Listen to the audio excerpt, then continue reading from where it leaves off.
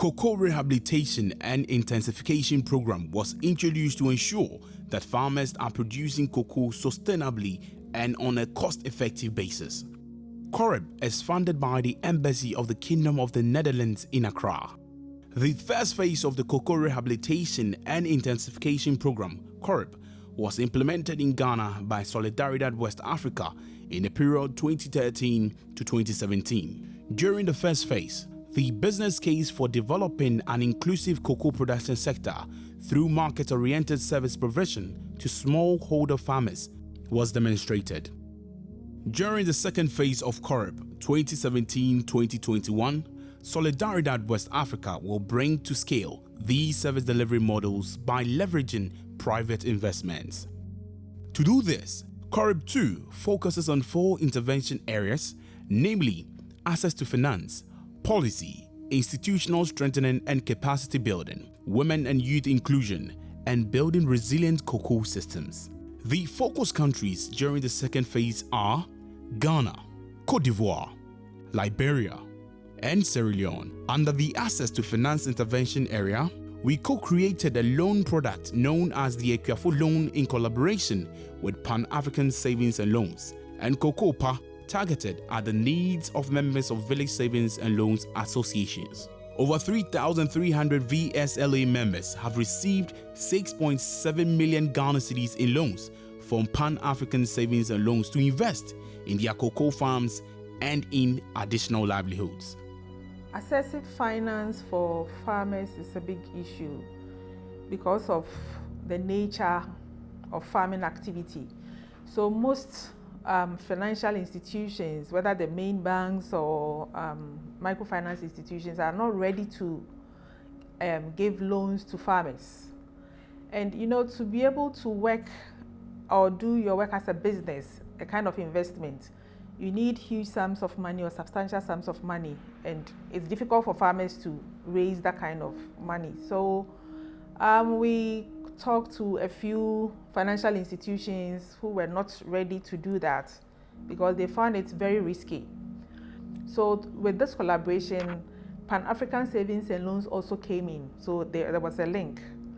And because the savings habit had been inculcated in these farmers, it was easier for them to extend the hand. So they lend the money and the interest is low because of this collaboration between us, Solidaridad, and them. Following the successful implementation of the Equiafo Loan with Pan-African Savings and Loans, other financial institutions such as Opportunity International, Best Point Savings and Loans, and Republic Boafor have expressed interest in serving members of Village Savings and Loans Associations in communities that are currently not being served by Pan-African Savings and Loans. This is expected to increase the volume and distribution of microloans to cocoa farmers desirous of investing in cocoa productivity as well as income diversification activities.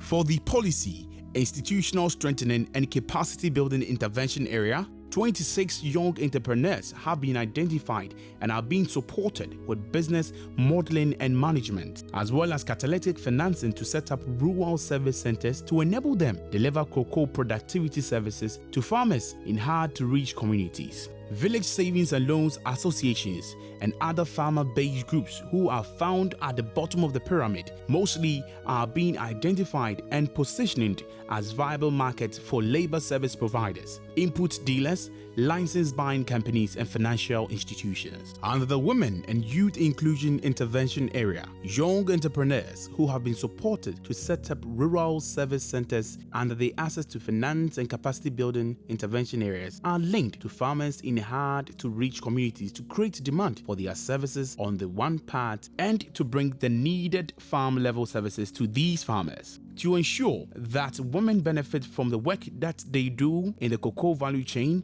over 1,000 women belonging to various Village Savings and Loans Associations are receiving credit from Pan-African Savings and Loans through the Equiafo Loan product to invest in their farms and in additional livelihoods.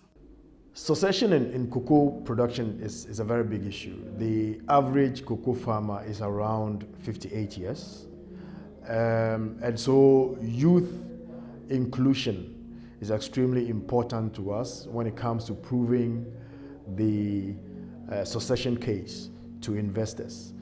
Currently, Cocopa has more than 50% of its membership being women and youth. And we also are aware that women do more than 50% of the work, but then the men control the income that flows after the cocoa bean has been sold. And so it is important that in building a viable cocoa sector, that the women and the youth are carried along. So the youth provide the succession, and the women also benefit from the growth that comes about as a result of these interventions that we provide. Under the Building Resilient Cocoa Systems Intervention area, a training curriculum has been developed to capacitate rural service centers to train 80,000 farmers in climate-smart cocoa production, soil health, etc. by 2021. This is expected to bring 200,000 hectares of cocoa farms under sustainable production within West Africa. So far, we can see that the Corrib journey has provided excellent learnings for our forward march. With the second phase underway, we expect to contribute towards the profitable production of sustainable cocoa beans for service providers and smallholder cocoa farmers in West Africa.